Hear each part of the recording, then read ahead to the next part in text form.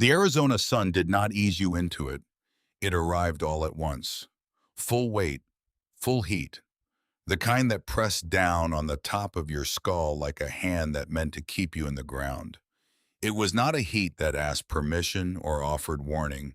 It simply arrived the way authority arrived, expecting to be accommodated. Edenvale stepped off the stage at Harrow with a canvas bag over one shoulder and a leather document envelope tucked against her ribs under her arm. The envelope was not new. The stitching at the corners had been repaired twice. The leather had gone dark and soft from years of being handled by a man who kept it close when everything else was uncertain. Her father had handled it that way. She handled it the same. Harrow sat in a basin between two red rock ridges, which gave it the look of a place that had been poured in and left to dry. The buildings along the main street were solid enough by frontier standards. A general store with barrels of dried goods stacked outside, under a canvas awning that had faded from whatever color it had started as to a uniform pale cream. A land office narrow with a hand-lettered sign above the door that had been repainted once and not recently. A hotel with a fresh coat of paint that had already started to blister in the heat, the white surface puckering and separating from the wood, the way skin separated from a burn. A barber shop. A church at the far end of the main street set back slightly from the road as if maintaining a careful distance from everything else. And a saloon at the near end large with a covered porch that ran the full width of the building. 3 men sat on that porch. They had chairs.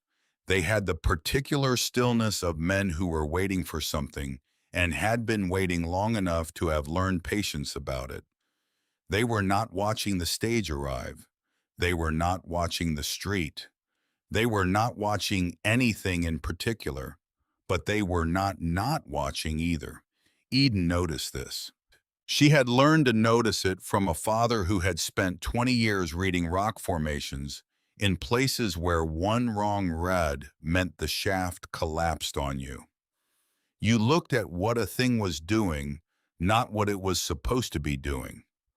You watched the tension in the timber, not the timber itself. You watched the air above the shafts for changes in the dust pattern. You watched the way water moved in an ore vein and understood from the movement where the vein was heading before you ever cut into it. These 3 men were doing the specific thing that men did when they were watching something and had decided for one reason or another not to be seen watching it. The stage driver tossed her bag down without ceremony and clicked his team forward before she had fully stepped clear of the wheel. The dust his departure raised settled slowly in the still air. She let it settle, looked down the length of the street. Harrow had a quality about it that she had noticed in certain mining towns before, a quality of enforced prosperity. Everything too neat, too consistent, too much the same. As if someone had gone along the street one day and decided exactly how things were going to look, and the decision had been carried out with a thoroughness that left no room for the ordinary organic untidiness of a place that had grown by accident. This was not a town that had grown by accident. The land office was the third door on the left. She went there first. The man behind the counter was in his 50s, gray-haired, with the look of someone who had been occupying the same physical space for so long that the space had shaped itself around him.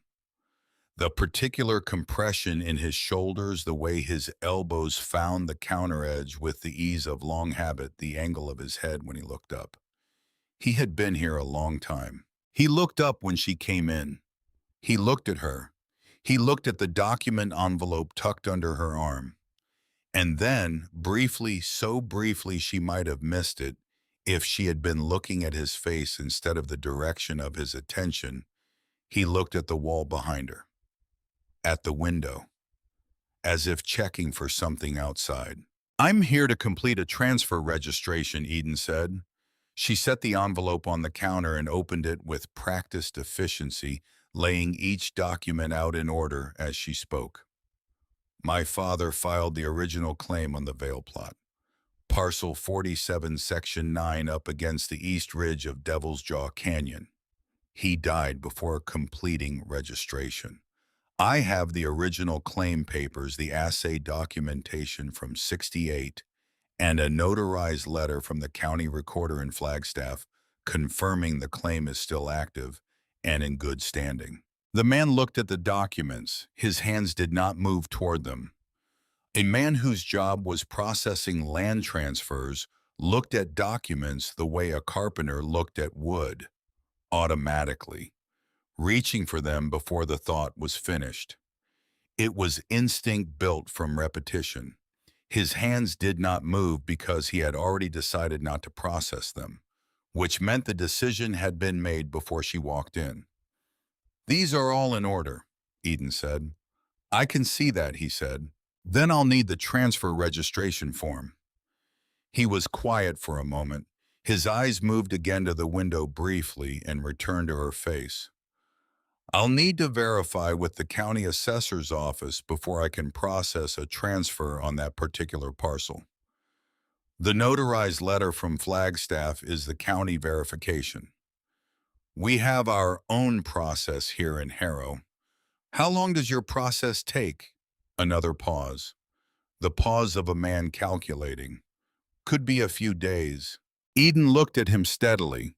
She was not angry. She was not frightened.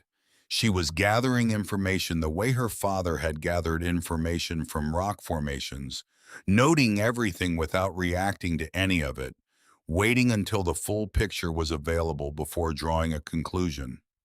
She gathered her documents, placed them back in the envelope in the same careful order she had taken them out. She looked at the man directly. "I'll be at the hotel," she said. He nodded, still not quite meeting her eyes. She went out into the heat. The hotel room was small but clean. A window that looked out over the main street and caught the afternoon light in a way that turned everything the color of old brass. A bed with a rope spring mattress that was harder than she would have liked but adequate. A washstand, a chair. She sat on the edge of the bed and opened the envelope again. Not because she doubted them. She knew exactly what they said. She had read them so many times in the 7 months since she had decided to come here that she could have recited them from memory in the dark. She read them again now because she wanted to be certain that nothing she had done in the land office, nothing in the way she had presented herself or her documents, had created a legitimate reason for delay. There was none. The claim was clean. The notarization was current. The assay documentation was complete. The letter from Flagstaff was explicit. There was nothing in the paperwork that justified a single day of delay, let alone a few. Her father had filed the claim 3 years ago. He had been prospecting in the high country east of Harrow for most of a decade, moving from site to site, the way water moved through rock, following what the geology told him, reading the formations, with an expertise built from 2 decades of hard experience. He had never found enough to make him rich. He had found enough to keep going. And then 2 years ago, his letters had changed. Not dramatically, not in a way that would have alarmed a casual reader, but she had been reading his letters since she was old enough to read, and she knew the rhythm of them, the specific way his thoughts moved across paper, the patterns of his enthusiasm and his caution. Something in the rhythm had shifted. He had written, "There is something interesting here, more than I expected when I came out this way. I am not prepared to say more until I understand it better."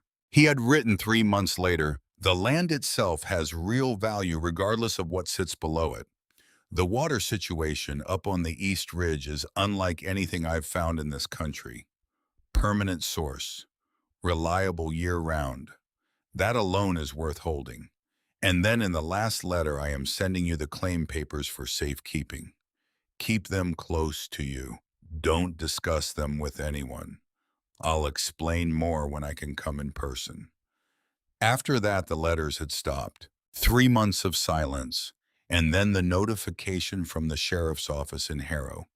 Her father had died of a fever. He had been found by a passing rider in the canyon country east of town. His camp had been struck before the body was discovered. No other details were available. No fever left a man with a struck camp. Eden had not said this to anyone. She had not written it down. She had held it in her mind for 7 months, turning it over the way you turned a piece of ore in your hand to read it, pressing it from different angles to see what it revealed while she worked, and saved and waited until she had enough for the stage fare and 2 weeks at whatever Harrow was charging. She set the papers down, lay back on the bed, watched the brass light move across the ceiling, and thought about what the land office man's hands had done when she laid the documents out in front of him. They had not moved. She went over it again and confirmed it. The documents were his job. His instinct should have been to reach for them. He had seen them and done nothing, which meant he had already been told to do nothing, which meant someone had known she was coming, which meant her arrival had been reported or anticipated or both. The saloon music started up somewhere below her window, thin and slightly out of tune, somebody working a piano with more enthusiasm than precision. She listened to it for a while and went over everything she knew. She did not sleep much that night. She was in the saloon the next morning for breakfast, seated at a corner table with coffee and cornbread, when Stafford Nance walked in. She knew it was him before anyone said his name. He had the walk of a man who had never once in his adult life entered a room and wondered whether he was welcome in it. Not arrogance exactly. Something more complete than arrogance. A settled certainty about the geography of his own position in the world that went all the way down to the bone. He was perhaps 60 broad through the chest, with white hair cut close, and a face that was handsome in the way of men who had been told so for long enough that they had stopped thinking about it. His coat was dark and well cut, the kind of cut that came from a tailor in a city, not a dry goods store. His boots were expensive. He smiled easily and constantly, the way a man smiled when smiling cost him nothing, because he had never needed anything from the person he was smiling at. He came directly to her table. She watched him cross the room, watched the way the other men in the saloon tracked his movement without appearing to. Watched the subtle adjustments in posture, the small, unconscious performances of men in the presence of someone they were accustomed to deferring to. He pulled out the chair across from her without being invited and sat down in it with the ease of a man sitting in his own home. "Miss Vale," he said, "I heard you came in on yesterday's stage. I apologize for not greeting you sooner." She looked at him across the table. She did not smile. She was not hostile. She was simply looking at him, taking an accurate account. "I don't believe we've been introduced," she said. "Stafford Nance." He said it the way people said the name of a town, as if the name and the geography were the same thing, and knowing one meant knowing the other. "I own most of the valley land south of the ridge line, and I have interests in a fair portion of the town as well. When someone arrives in Harrow with business involving the land, it usually finds its way to my attention. My business is with the county land office." "Of course." He smiled wider. "I happened to mention to Arthur down there that he might want to take some time with your paperwork. There are complications with that particular parcel you're looking at. Disputed survey lines. The kind of thing that can tie up a transfer for months if you're not careful." "I'm familiar with disputed survey lines," she said. "I've seen the government survey for that section. There are no disputed lines on parcel 47. Something moved behind his eyes, quick and controlled, not visible to someone who wasn't watching for it. "Survey records don't always tell the complete story," he said pleasantly. "There are prior claims to consider, informal arrangements that predate the formal record. I've had some experience with that section of the ridge. He leaned back in his chair with the comfort of a man who had never been required to be uncomfortable. I'd hate to see you spend your time and money on a claim that was going to be contested at every step. Is someone contesting it? Not yet. A beat. That's the thing about contested claims. They come up after the fact. Once money has been spent and expectations have been set. It's a hard way to learn a lesson. Eden looked at him for a moment. He was telling her to leave. He was doing it in the nicest possible way, the way a man told you something when he wanted to be able to say later that he had warned you. The smile and the pleasant voice and the reasonable tone were all load-bearing elements of a message that was not reasonable at all. She said, I appreciate the concern. I'll be discussing the paperwork directly with Arthur. Something passed through Nance's expression. A calculation quick and final filed away in under a second. Of course, he said. He stood, buttoned his coat. The smile remained at full brightness. My offer to purchase the parcel outright still stands if you find the process too involved. Fair market value. Better than anything you'd net from working the land yourself. Come find me if you change your mind. He walked out. The saloon had been quieter while he was at her table. It got louder once he was gone. Not all at once. Gradually. Like people who had been holding their breath without being aware of it, releasing in increments, the noise returning in layers, the way sound returned to a room after a door closed. Eden drank her coffee. She looked at nothing in particular and listened to the way the noise came back. She went back to her room. On the floor, just inside the door, folded once, was a small piece of paper. She looked at it for a moment before picking it up, looked at the door which she had locked, and at the gap at the bottom of it, which was wide enough. She picked it up. The handwriting was careful, deliberate in the way that deliberate handwriting was different from practiced handwriting. This was not a man who wrote often. He had thought about each word before he committed it. Do not go out to the land with Nance's men. If you must go, go alone. No signature. She read it twice. Then she looked out the window at the street below. A boy leading a mule. A woman arranging something in the window of the general store. The ordinary activity of a small town going about its morning. And on the porch of the hardware store across the street, not looking at her window, not looking at anything in particular, standing with the relaxed, unhurried stillness of a man who had learned how to be present without being visible. A man she had noticed the previous evening in the saloon. He had been near the bar position so that he could see the whole room without appearing to watch any of it. She had noticed him because of this exact quality, his ability to be unnoticed. It was a specific skill, and not everyone had it. He did, but he was not unnoticed by her. He turned and walked away from the hardware store at an unhurried pace, heading south along the street, not looking back. She watched him go. She folded the note and put it in the envelope with her father's papers, and spent the rest of the morning thinking about it carefully. She learned his name by the simple expedient of asking the hotel clerk who the quiet man was, the one with the dark coat who usually stood near the bar at the saloon. The clerk told her without hesitation. Rudd Deeds. He worked for Nance, had for years, handled various tasks. The clerk was vague about what tasks exactly, which in Eden's experience meant the tasks were understood but not discussed. Rudd Deeds, one of Nance's men, sending her a note warning her away from Nance's other men. The logic of this was worth examining carefully. The next day, two men from Nance's operation came to the hotel and offered to guide her out to the parcel. They were polite about it, professional. One of them had a broad, pleasant face and moved with the ease of a man accustomed to outdoor work.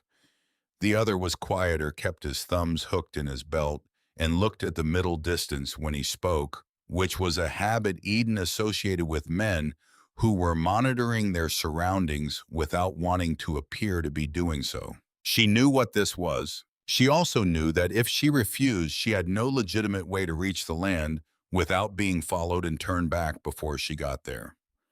She had spent 2 full days studying maps and asking careful questions of the hotel clerk and an obliging old man who drank his morning coffee on the steps of the general store and seemed to have been doing so since before Harrow had a general store. She understood the terrain. She knew the canyon approaches in general terms.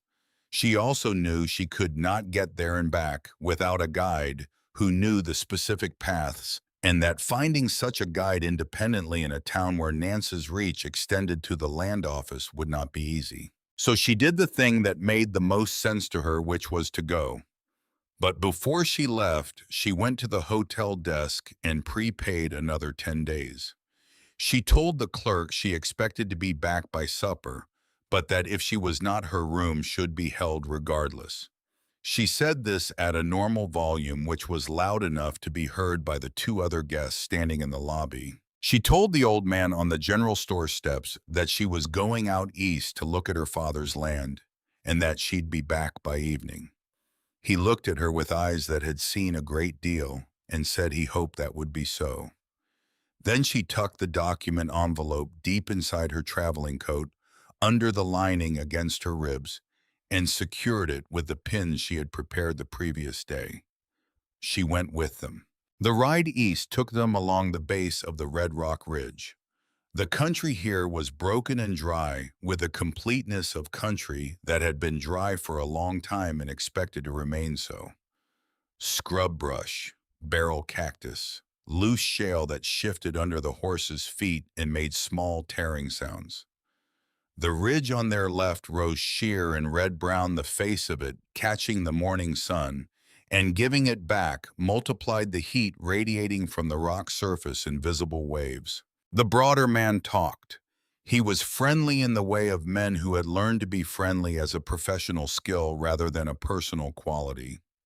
He pointed out landmarks, made observations about the terrain, kept a steady, easy patter going that served the function of filling the space between them with something that felt like normal human communication without actually being it.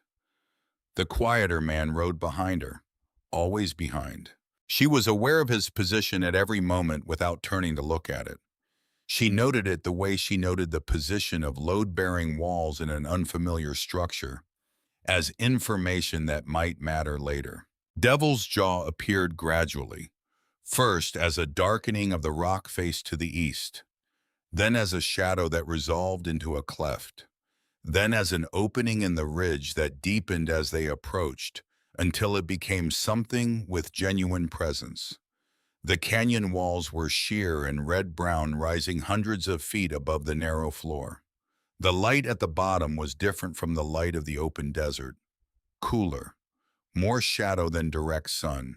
The sound changed too when they rode in close to the canyon mouth.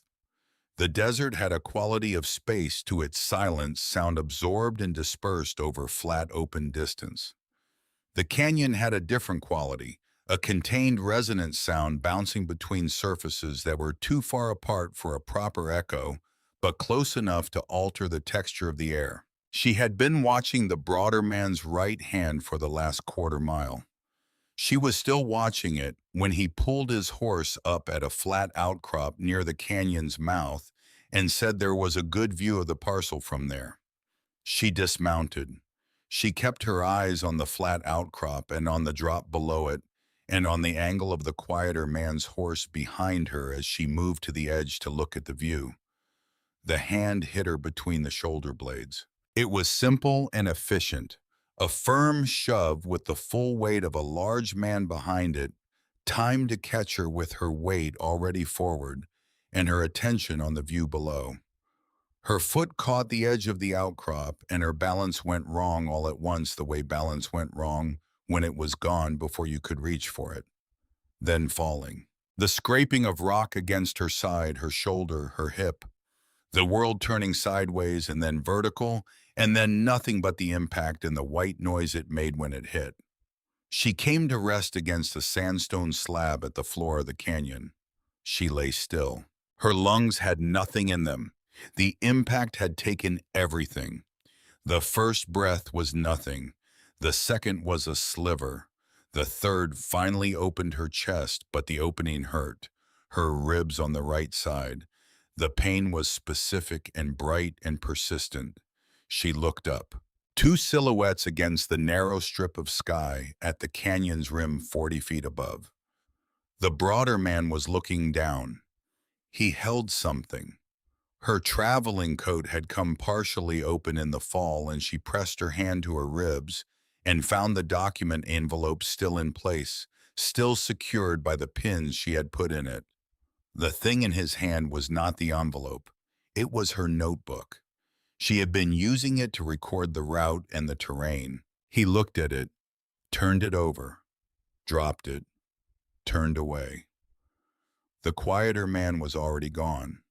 Their footsteps faded, and then there was nothing. Nothing except the absolute silence of the canyon floor, the kind of silence that had weight and pressure to it, that pressed against the ears the way deep water pressed against a diver. The silence of a place that had decided a long time ago that it was not interested in human activity and had nothing to say about it. Eden did not move for a long time. She counted her injuries the way her father had taught her to count resources when things went wrong. You did not panic, you took stock. You established what you had and what you had lost, and what the situation actually was before you decided what to do about it. Right ribs damaged, possibly cracked, definitely not broken through, or she would not be breathing at this depth. She would know if they were broken through because breathing would be actively impossible rather than merely painful. Left palm scraped raw against the rock face during the fall, bleeding but not badly. Left knee impact bruise, painful but functional. The joint moved correctly. Head no ringing, no visual disturbance, no gap in her awareness of what had happened. Present in accounting. She sat up slowly. The ribs registered the change in position with a sharp, specific objection that she breathed through deliberately. The canyon walls around her were sheer. She had known they would be before she arrived. She had read about Devil's Jaw in a county geographic survey that the hotel clerk's friend had let her borrow for an hour 3 days ago. No natural handholds above the first 20 feet of wall face. No ramp exits accessible within a mile of the main canyon entrance. The floor at the bottom received direct sunlight in the afternoon and retained the temperature at the canyon floor, reaching levels that made extended exposure genuinely dangerous in summer. She looked at the walls, then she looked at the floor. The floor of Devil's Jaw was cracked in the pattern that hard-packed desert soil cracked in everywhere in this country.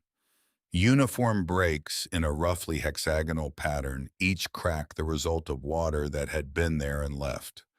The color was the pale gray-brown of very old, very dry ground. Except 20 feet from where she sat, running in a thin line toward the western end of the canyon, where a massive rockfall had closed off the passage a long time ago, the soil was darker. Not much darker. A shade. The width of a man's finger. But in a canyon where the ground was uniformly pale and uniformly dry, a line of darker soil was not nothing. She got up, the ribs objected. She breathed through the objection and moved to the line of darker soil and crouched. Damp, not wet, not a visible seep, just the faint, almost theoretical dampness of soil that had moisture somewhere below the surface, the kind that survived in deep rock formations. Even when the surface had been dry for a decade, the moisture held in the stone itself and breathing upward in a quantity too small to see, but large enough to measure in the color of the soil. She followed it west. The line was not straight. It curved twice, tracing something under the surface that had its own logic. A channel, a fissure in the subsurface rock that was directing the movement of water too far down to see. The rockfall at the western end of the canyon was old, not recent. The boulders had taken on the full color of the surrounding walls, the decades of weathering having erased whatever difference in shade they might originally have shown. The vegetation that had established itself in the cracks between them was mature and settled. Decades of growth. This had happened a long time ago, and the canyon had absorbed it as simply another feature of itself. The dark soil line disappeared under the base of the rockfall. Eden stopped. She looked at the rockfall, at the way the boulders lay against each other, the angles of their surfaces, the spaces between them. Most of the spaces were clogged with debris, wind-driven sand, and rock dust accumulated over years. But one space low and to the left under a flat overhang slab was different. She crouched lower. The clear space was roughly the width of her shoulders. The rock on either side of the opening was smooth in a way that fractured rock was not smooth. The kind of smoothness that came from repeated contact, from something passing through repeatedly over a long period. She put her hand into the space. The air on the other side was cooler by several degrees, and it was moving, slowly, barely detectably, but moving.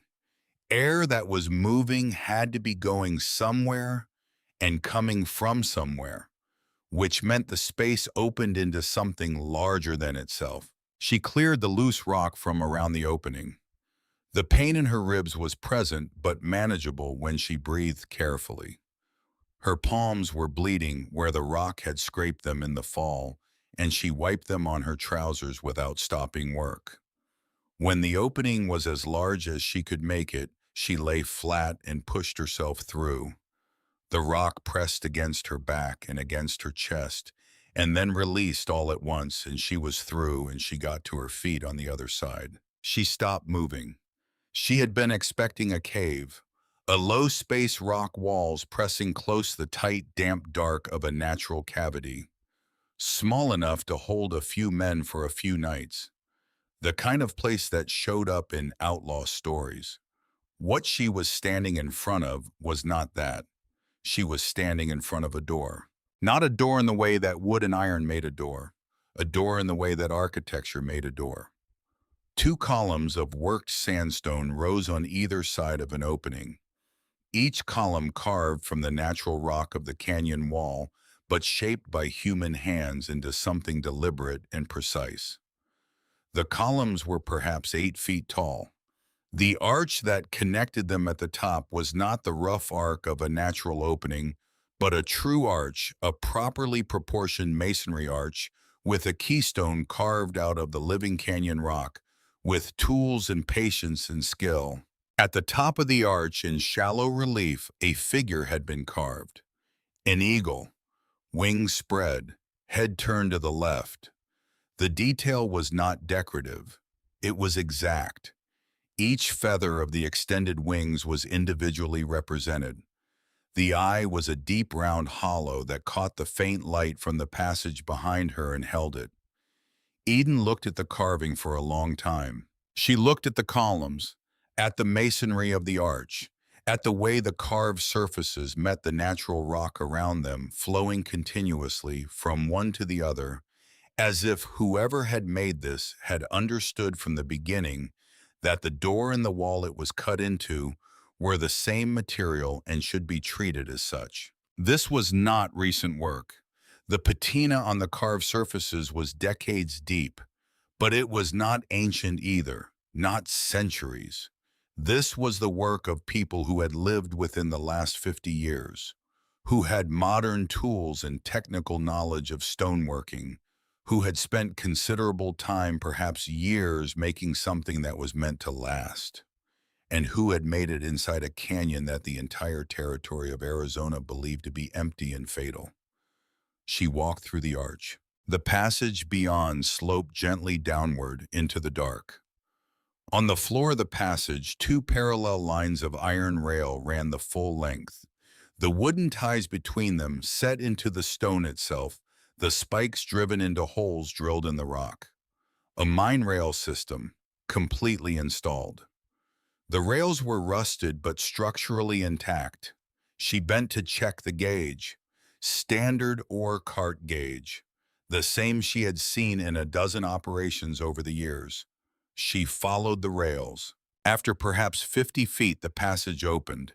She stopped at the edge of the opening and let her eyes adjust to the greater dark. She was in a chamber, not a natural chamber. The ceiling was vaulted, the curve of it too, even and too intentional to be anything other than deliberately shaped from the natural rock. The walls were worked stone-flat surfaces where the natural rock had been cut back and squared with tools. The floor was level, true level accomplished through either natural fortune or considerable effort. The chamber was 40 feet long and perhaps 20 feet wide, though her estimates were uncertain in the dark. Along the right wall, 7 openings led to smaller rooms. Each opening was squared off, and the rock above each had been dressed smooth. The rooms were not sealed. She could see into them from the chamber entrance. Equipment in some of them. Stacked wooden crates in others. In the largest, a collection of iron-banded chests arranged along the back wall with a deliberateness that suggested they had been placed, not stored. On the left wall, taking up the entire surface from floor to ceiling, was a map, not scratched into the rock, not drawn on it, carved relief work. The entire territory of Arizona rendered in stone at a scale she estimated at roughly 2 feet for every 10 miles of territory. The mountain ranges were raised above the surface. The river courses were channels cut into the stone. The towns were marked with their names cut in clean block letters, the lettering precise enough to suggest a man with either professional skill or extensive practice. She walked to the map. She found Harrow, found Devil's Jaw Canyon marked with a small symbol she could not read clearly in the available light. Found the route she had taken from Flagstaff, each waypoint marked. Found Prescott. Found every major geographic feature of the territory she had crossed to reach this place. And found other marks whose meaning she could not immediately determine. Lines connecting multiple points running between towns and between unmarked locations in the open country. Numbers beside many of the marks. A system of notation that had its own internal logic and would require time and context to decode fully. She turned back to the main chamber.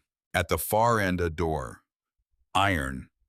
Set into a frame cut directly into the rock. A heavy iron lock, the kind made to last, on the outside of the door. No handle on the near side. The surface of the door was unmarked. Through the gap at the bottom of the door, barely visible, almost theoretical, a faint smell reached her. She knew that smell. She had grown up in mining camps, and she had grown up with the reality of what enclosed spaces and time and the absence of air circulation did to organic matter. She knew this smell without having to name it or place it. She stepped back from the door. She did not touch it. She turned and looked at the chamber again with the question of the locked door behind her and the full scale of what she was standing in suddenly arriving in her chest all at once. Someone had built this, had built it over years, possibly many years, had moved equipment and supplies and rail iron into a canyon that the entire territory believed to be empty and impassable, had carved an arch over the entrance with an eagle in relief above it, and had built 7 side rooms and a vaulted main chamber, and had installed a rail system, and had carved a complete cartographic survey of the Arizona territory into the left wall, and at some point had locked the last room from the outside and left, or been made to leave. The sound reached her before anything else. The particular sound of boots on the stone floor of the passage, one person moving carefully, not hurrying, but not stopping. Eden moved to the shadow of the arch between two of the side room openings and waited. A figure came through the main entrance arch. A large man, she could tell that from the way he moved through the passage, his shoulders clearing the walls by only a few inches. He was carrying a canteen in one hand and a rifle in the other, the rifle loose in his grip, the way experienced men carried rifles when they were alert but not yet alarmed. He stopped at the edge of the main chamber and looked around at the work stone walls, the vaulted ceiling, the iron rail on the floor, the map on the left wall. He was not one of Nance's two men. She had studied Nance's men for 2 days, and she was confident of this.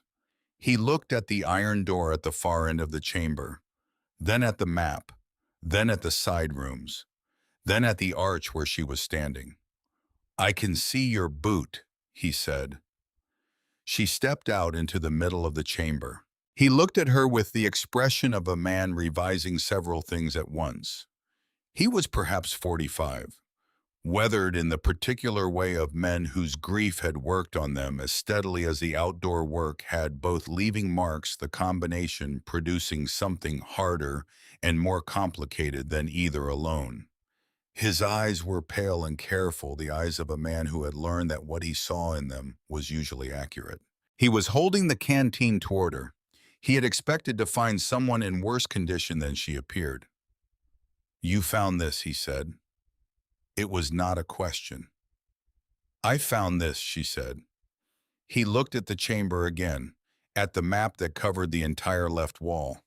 His jaw worked slightly. He was a man to whom expression did not come easily, and what he was looking at was pressing against the places where expression lived. "I've been to this canyon 100 times in 15 years, he said. "I have never seen this." "You were looking for a person," she said, "not a door." He looked at her steadily. "I saw the tracks at the rim. 2 men rode in with you. 1 came back." "Yes." He held out the canteen. She took it and drank carefully, not urgently, and handed it back.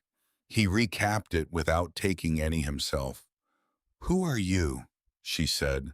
"Callum Hess. I run cattle on a spread 3 miles south of the canyon road." "You know whose land this is?" His eyes moved to the document envelope visible inside the partially open front of her traveling coat. "The Vale Claim, Parcel 47. Your father filed it."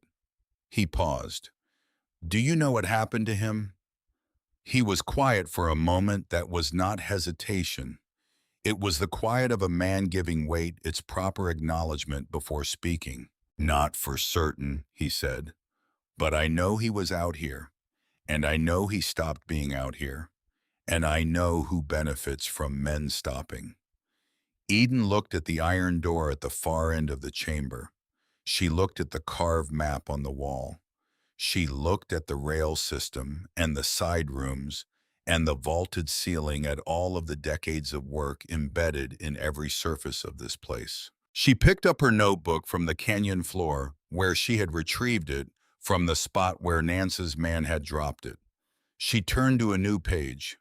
"Then let's figure out the certain part," she said.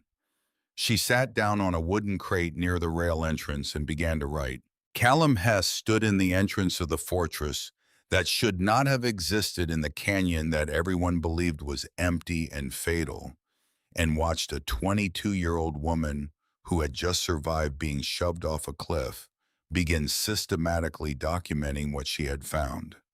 He had been coming to this canyon for 15 years. He had never known this was here.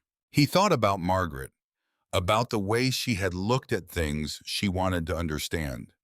That same quality of complete attention the world reduced to the thing directly in front of her and the question it contained. He had not thought about her that way in some time. Usually when he thought about her, it was the last weeks. The fever, the way the days at the end had been arranged, each one a little less of her than the previous one. He stoppered the canteen, sat down on the other crate, and waited for the woman to tell him what she needed.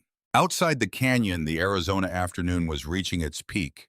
Heat, the sun having climbed to its highest angle and pressing the shadow out of everything it could reach, the red rock walls absorbing heat and giving it back to the air in steady, invisible waves.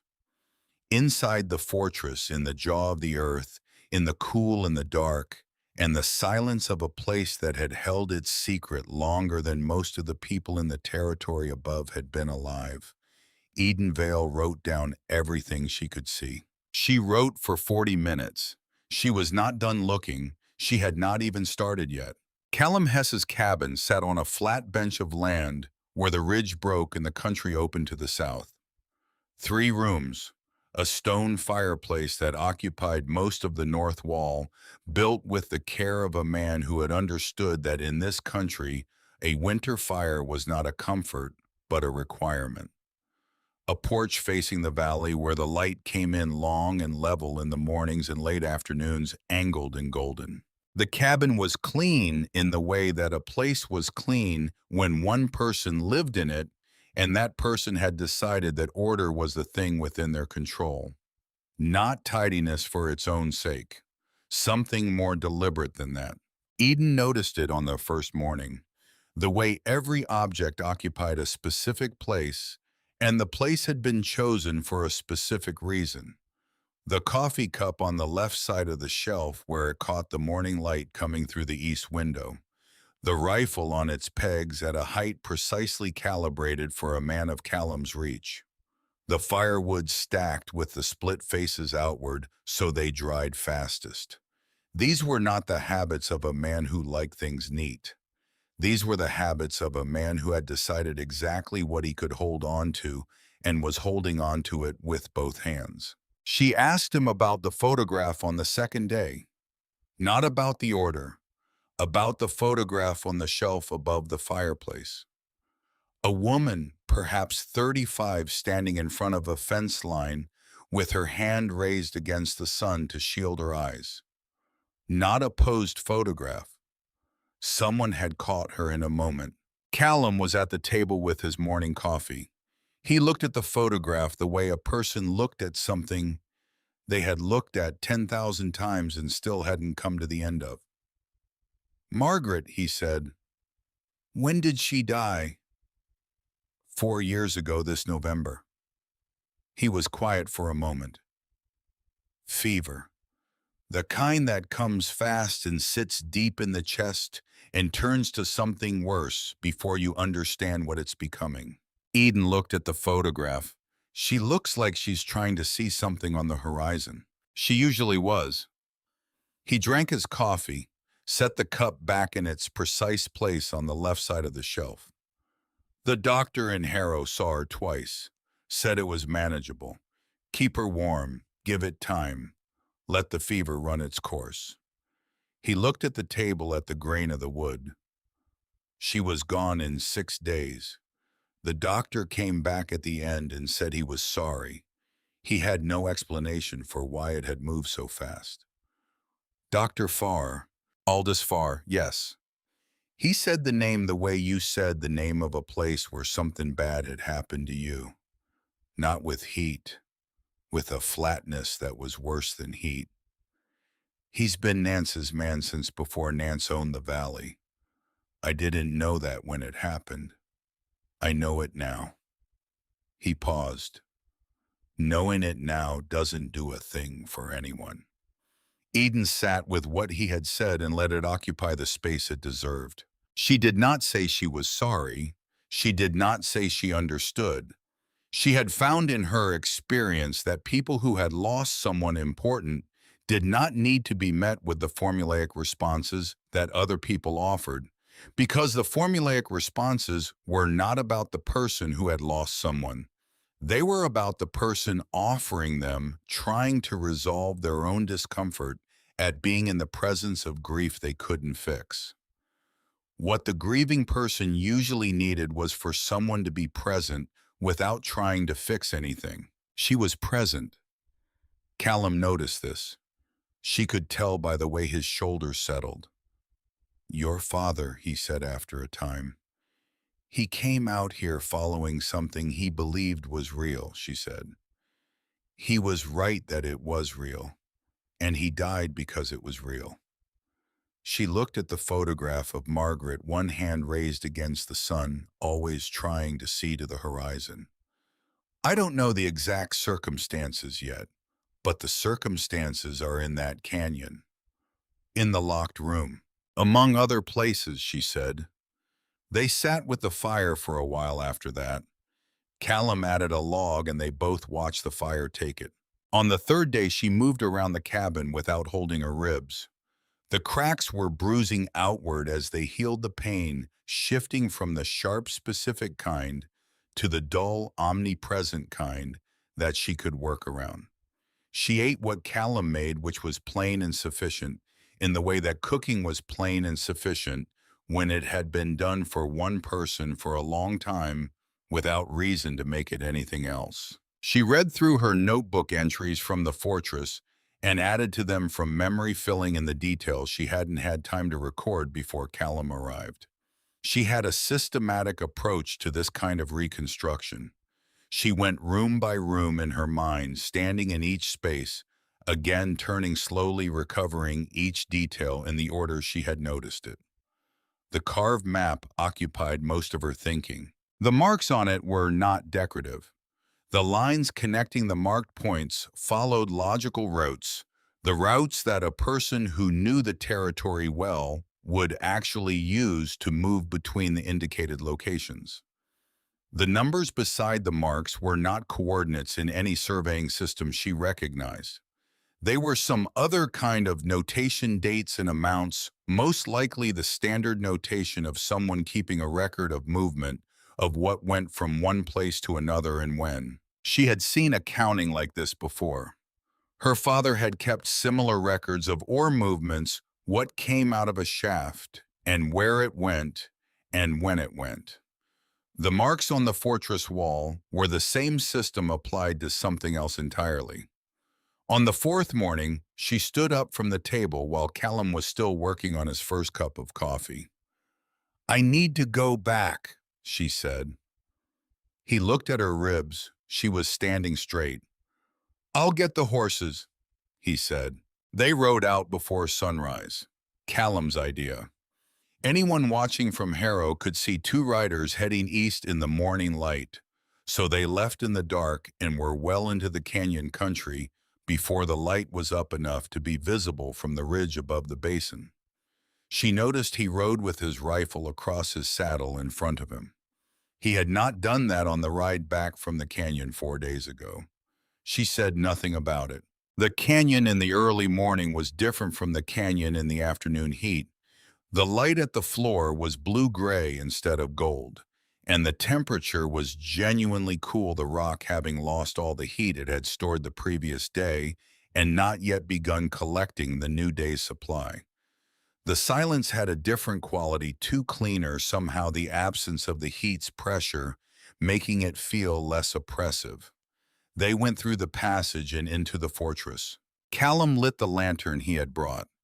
The warm glow pushed the darkness back from the walls, and the carved map emerged from the shadow in sections, the raised mountain ranges casting their own small shadows under the lantern's angle.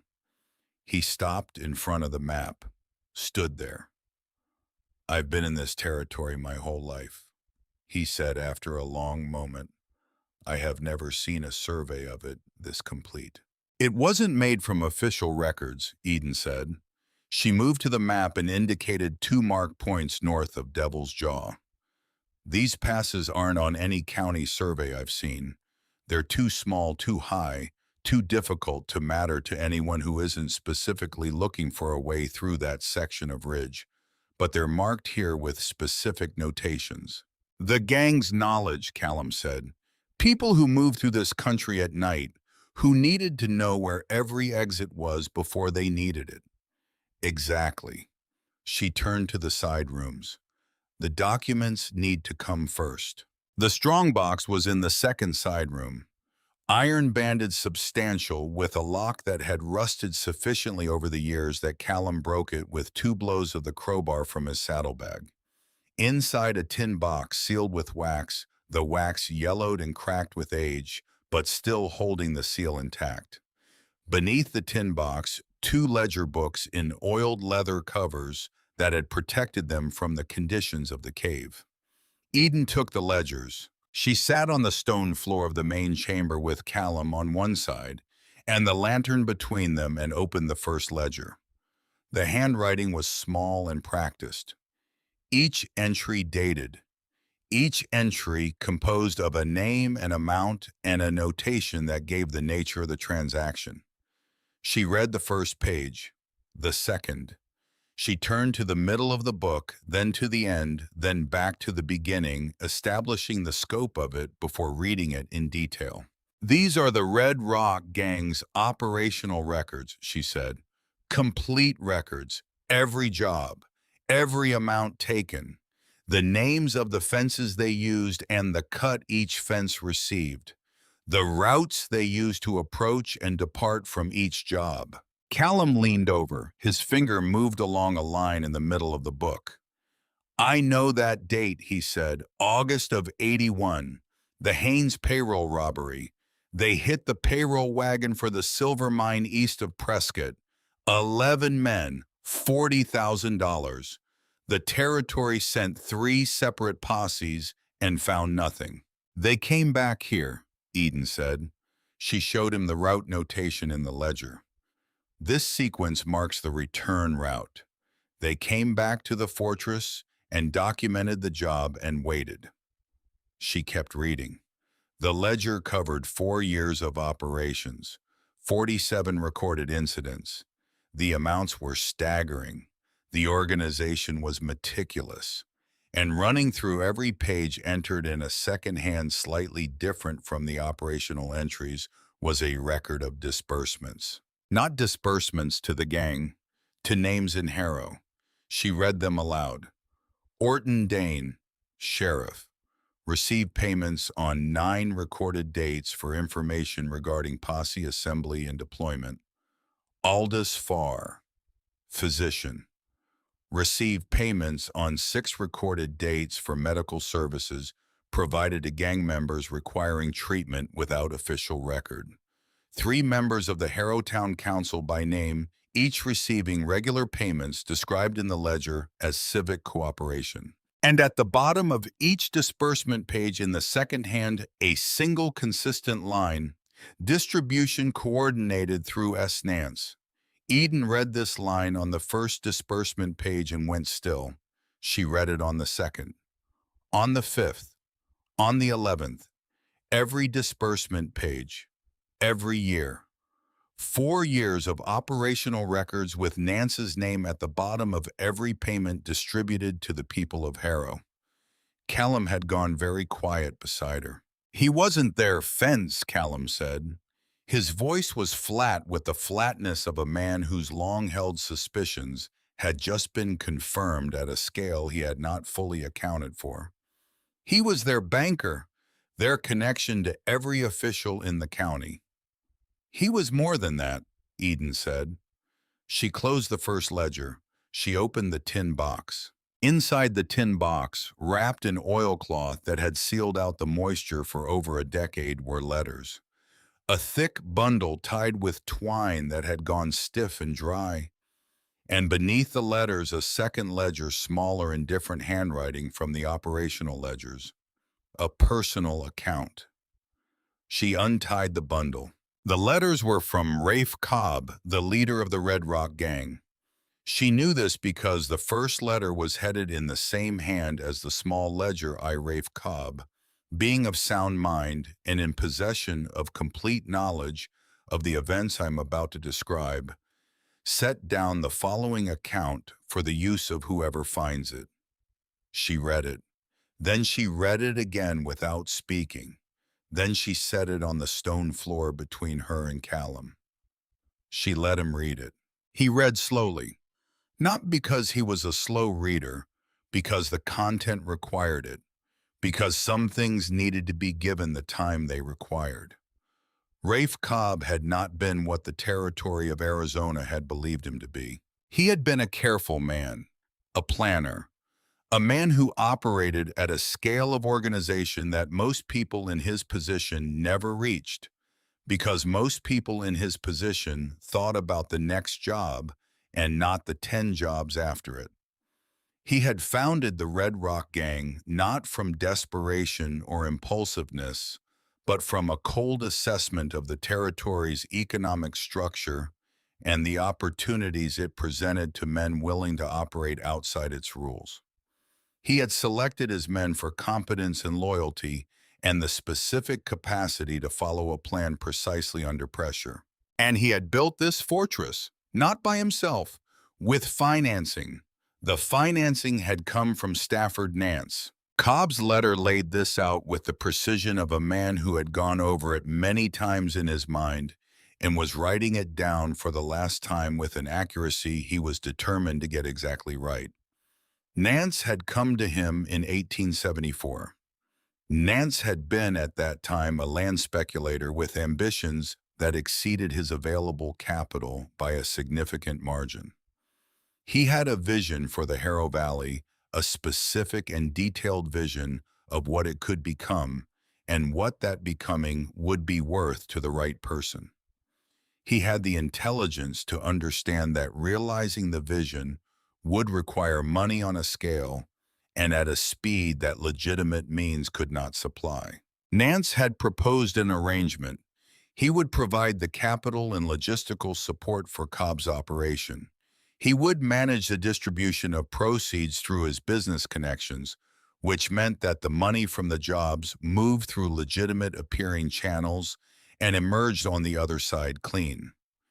He would provide actionable intelligence on payroll movements, law enforcement deployments, witness locations. In exchange for these services, Nance would receive 40% of all proceeds. And when the operation had run its course, when the valley had been sufficiently capitalized by the wealth the operation generated, Nance had promised Cobb and every man who rode with him full pardons, new identities, a clean start in a new place. Cobb had believed him. He wrote this directly. I believed him. I had genuine reason to believe him. For 7 years, this man kept every commitment he made to us without exception. Every piece of intelligence he provided was accurate. Every distribution he coordinated arrived where it was supposed to arrive in the amount it was supposed to be. His word was good. I believed it. The letter then described the final operation. The government gold shipment in October of 1882, the largest job the gang had ever planned. Nance had designed it himself, providing the route, the timing, the specific number of men required at each position, the split afterward, and the escape plan for once the job was done. And the pardons. Signed documents with federal seals delivered to Cobb 2 days before the job as promised. The job had gone perfectly. 3 days later, instead of the guide, Nance had promised to lead the gang out of the territory. Under their new identities, a posse had arrived at the rendezvous point, led by Stafford Nance. Cobb had not been at the rendezvous. He had sent 2 men ahead to verify the guide's presence before committing the full group. The 2 men had not returned. Cobb had waited 3 hours in a secondary position. He had never told Nance about a position he had established years earlier as insurance against exactly this kind of outcome. From the secondary position, he had watched the posse arrive, had watched the ambush, had watched his men die in a narrow cut in the rock with no room to maneuver and no warning nowhere to go. He had watched Nance ride at the front of the posse. He had watched Nance accept the territory marshal's citation for exceptional valor in breaking the most dangerous outlaw gang in Arizona. He had watched the bodies of his men buried in unmarked ground, and then he had come back to the fortress. He had brought the duplicate ledger and his personal correspondence and the gold from the government shipment that he had not trusted Nance with a portion he had held back from the official split, the insurance every careful man kept. He had put it all in the tin box. He had put the people he had been able to bring with him into the last room, and he had locked the door. And then he had written this letter. I do not know how much time I have remaining. Nance knows this place exists. I was careful about it, but not careful enough. He will eventually come looking for the ledgers. He knows they exist, and he knows they would destroy him. I am leaving this for whoever finds it. If you are Nance or one of his men, I cannot prevent you from taking what is here. But I am leaving this letter because I want what happened to be known. Not because I deserve justice, I do not. But the men who died in that cut did not deserve what was done to them. The pardons Nance gave us were forgeries. I had them examined by a lawyer in Flagstaff, a man named Purcell, who confirmed within 2 hours that every federal seal on every document was false. The papers were never real. Nance never had any intention of honoring them. From the first day of the arrangement, the plan was to use us for 10 years and then claim our work as his own achievement and bury us where no one would look. That is what happened. Eden had stopped reading aloud partway through the letter. She had continued reading silently to the end. Now she sat with the letter in her lap and looked at the iron door at the far end of the chamber. The pardons were forgeries from the beginning, Callum said. He built a 10-year operation with men he intended to kill. Yes, she said. The only variable was timing. He needed them long enough to capitalize the valley. Once the operation was complete and the money was deployed, they had served their purpose. Callum looked at the iron door. Open it, he said. Eden got up. She had brought tools. She had known they would need them. A breaking bar and a cold chisel from Callum's saddlebag. The lock on the iron door was old and heavy and designed for permanence, but the mechanism had been exposed to the conditions of the fortress for over a decade, and the metal had worked against itself. It took 20 minutes of steady, methodical work with the chisel before the mechanism gave, and the door swung inward on hinges that made no sound at all, the rust having worked its way into the spaces where sound was made. The smell came out. Eden held the lantern up. The room behind the iron door was smaller than the main chamber, perhaps 12 feet square, low ceiling, the same work stone as the rest of the fortress. The lantern light reached the walls and came back. On the floor, arranged with a terrible and final orderliness, were the remains of 6 people.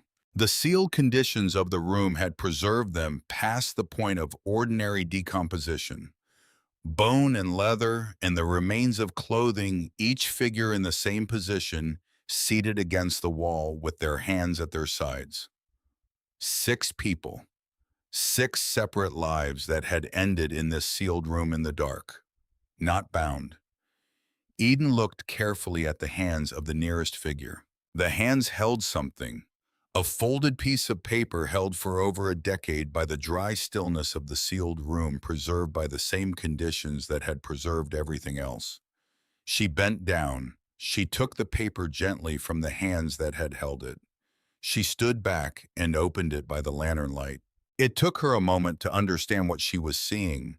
The document was familiar to her in its format, its structure, its specific combination of printed form and handwritten content. She had a copy of it in the document envelope against her ribs. She was looking at the original of her father's land claim. Parcel 47, Section 9, up against the east ridge of Devil's Jaw Canyon. The name Thomas Vale on the signature line, in her father's specific handwriting, the particular slant of his letters that she had been reading her whole life. The notary stamp from Flagstaff. The county recorder's mark. This was not a copy.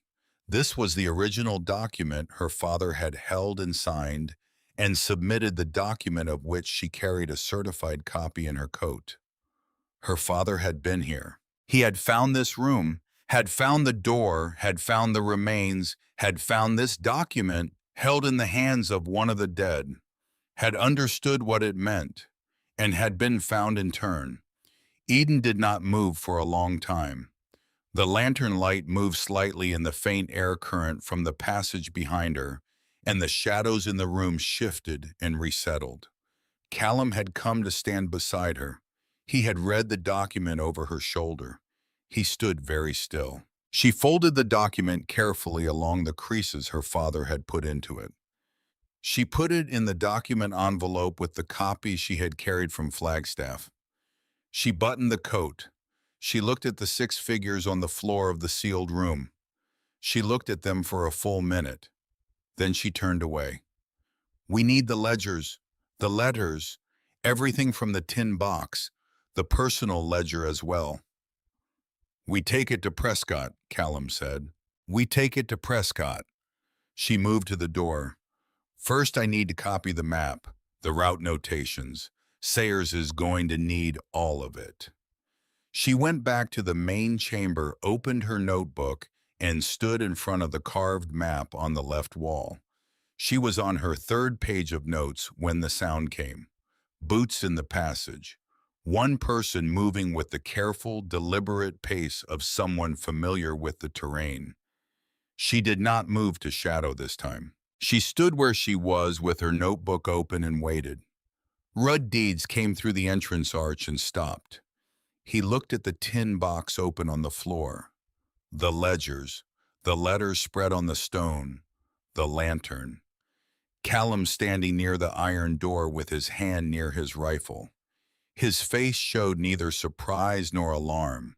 It showed the expression of a man arriving at a destination he had been traveling toward for a long time, and finding that it looked precisely as he had imagined it.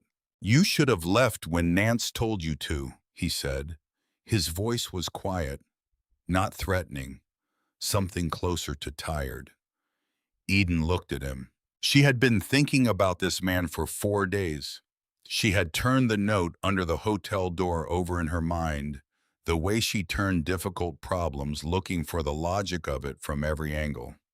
The note had not been written by a man with clean hands who happened to disagree with what was being done to her.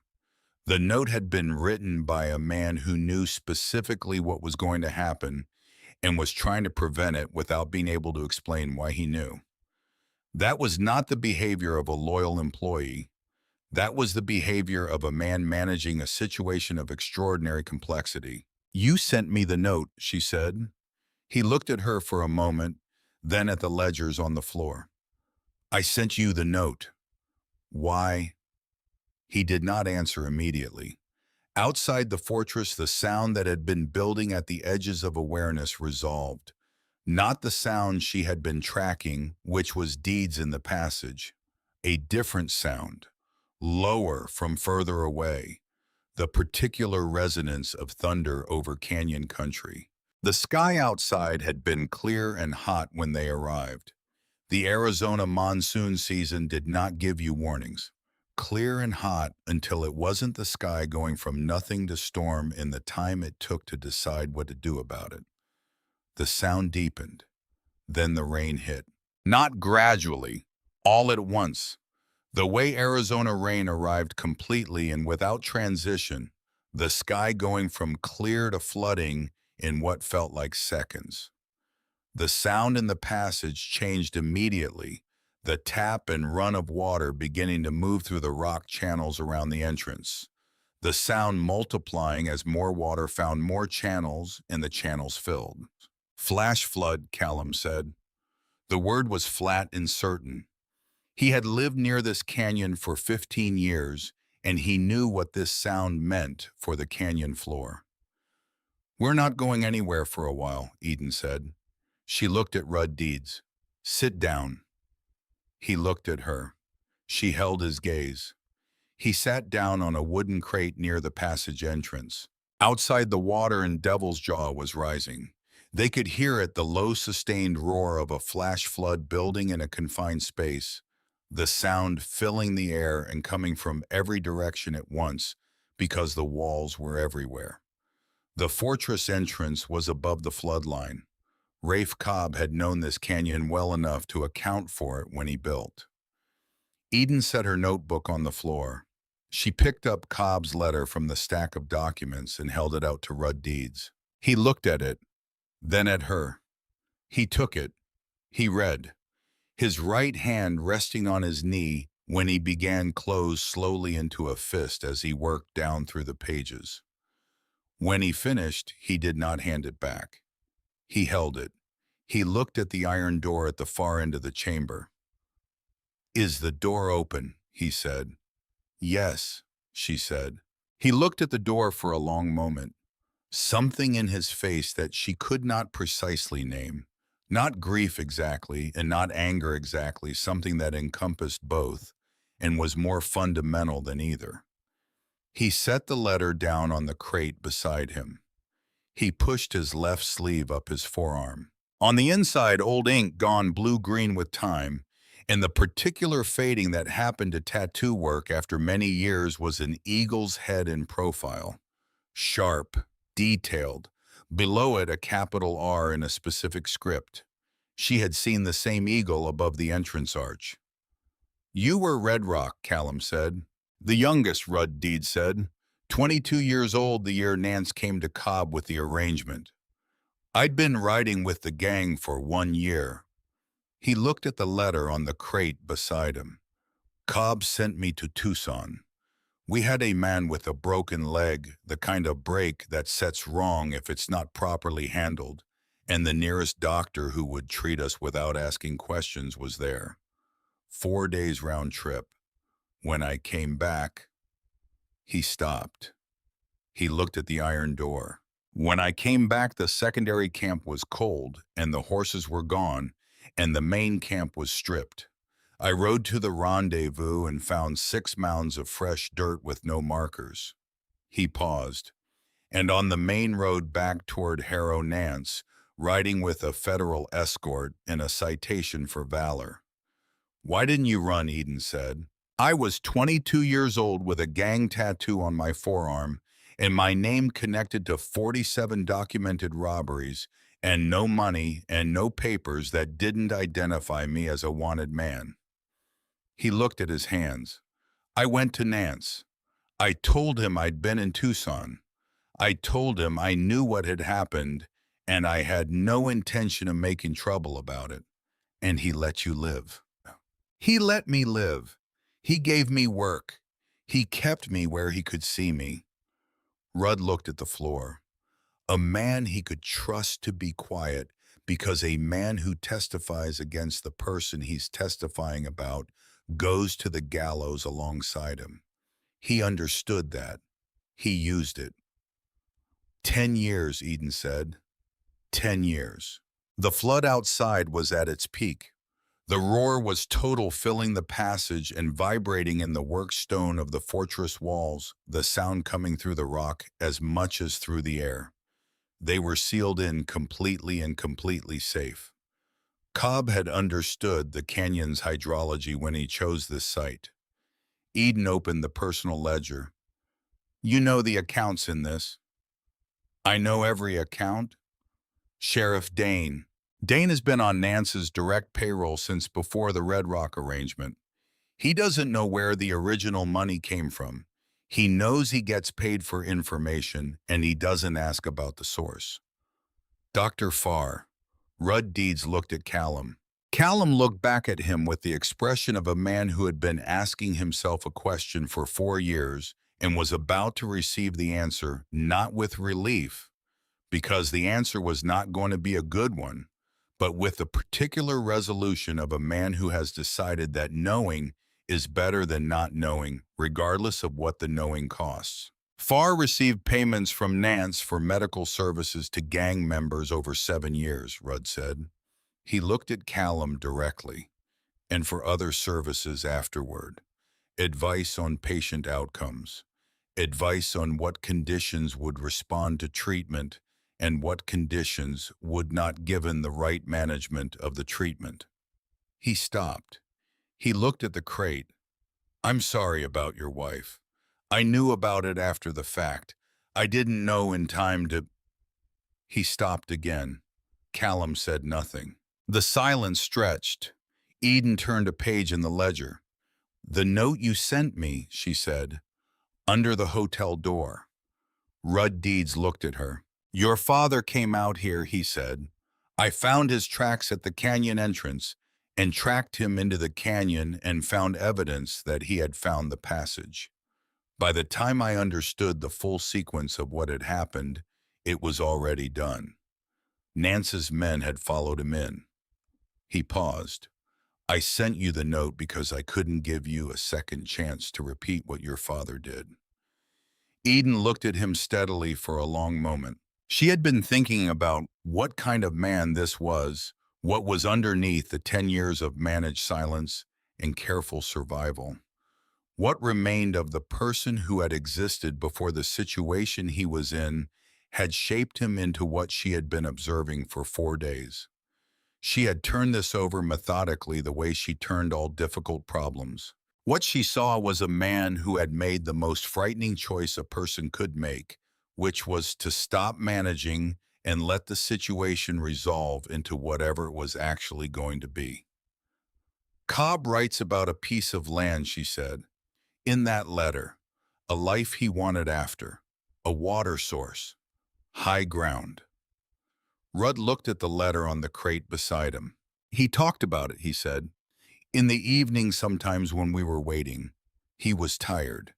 He'd been doing this for 10 years and he wanted to be done with it. He thought Nance was the way out." He paused. He didn't understand that Nance was the end of the road. Eden reached into her coat. She took out the document envelope. She opened it and removed the original land claim from the sealed room, the one with her father's signature and the dark mark in the corner. She set it on the stone floor next to Cobb's letter. Rudd looked at both of them, the letter, the claim, side by side on the floor of the fortress. He read the description in the letter. He looked at the location notation on the claim, at the parcel number, at the section designation. "Same land," he said. "Same land," Eden said. "A man who spent 10 years taking from people and wanted to stop, and a man who spent 20 years looking for the right piece of ground. They never met each other. They never spoke. And they both looked at the same piece of worthless ridge country and saw something worth building a life on." She folded the claim and put it back in the envelope. Nance killed both of them to make sure neither of them got there. The flood outside had begun to ease, the roar dropping in register, the water finding its level and receding, the air through the passage freshening as the rain stopped and the canyon breathed again. The three of them sat in the lantern light of the fortress in the silence after what had been said. Rudd Deeds looked at the passage entrance, at Callum, at Eden. "I can testify to everything in those ledgers," he said. "Every name, every date, every amount. I can place each entry in the context of a specific event and confirm the connection." He paused. "I can connect Nance directly to the ambush in '82. I wasn't there, but I was told about it afterward in enough detail to testify to his specific instructions and his specific role." "You understand what happens to you," Eden said. "I understand. And you're willing." He looked at Cobb's letter on the floor beside him. He looked at it for a long time. "I've been carrying this for 10 years, he said. "I want to set it down." Eden picked up her notebook. "Then tell me everything from the beginning," she said. "While the water drops. Tell me every name and every amount and every connection you know. Everything." Rudd Deeds looked at the notebook. He began to talk. Outside, the floodwater receded through the floor of Devil's Jaw, carrying the red desert sand and the debris of the storm out through the canyon mouth and into the open country beyond. The fortress that Rafe Cobb had built and Stafford Nance had used and Edenvale had found stood in the washed and quiet aftermath of the storm and held everything that had been entrusted to it for over a decade. Inside, three people filled a notebook with a decade of truth. When the passage was clear, they gathered the ledgers and the letters and all the documents from the tin box into the saddlebags.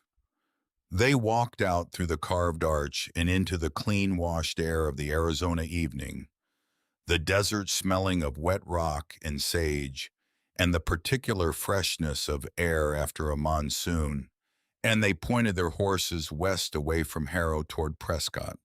Eden did not look back. She had what she came for. She had what her father had come for and had died finding.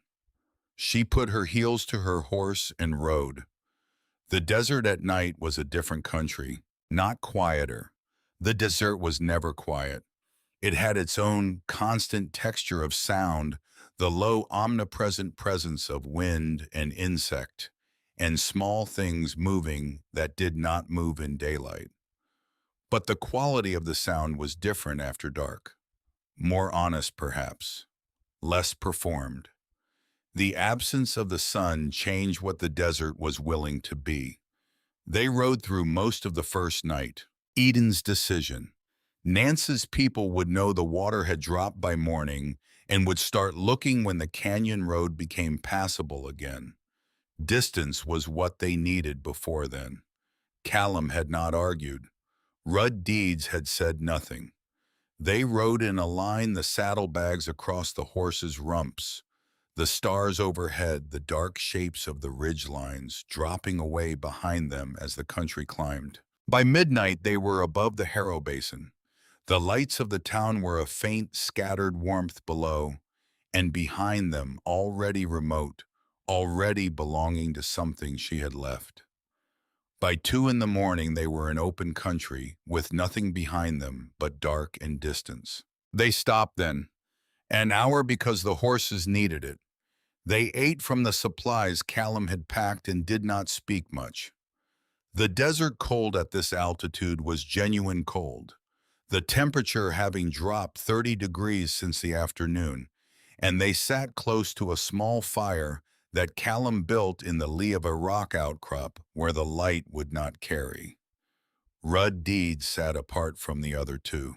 Not pointed apart, not trying to communicate distance, just the habit of a man who had spent 10 years living at the edge of other people's circles, never fully inside, never far enough outside to be free. Eden watched him. She had been watching him since they left the fortress, trying to take an accurate account of what he actually was, separate from what 10 years under Nance's management had made him look like. What was underneath the careful survival? What had kept itself intact through a decade of that particular kind of compromise?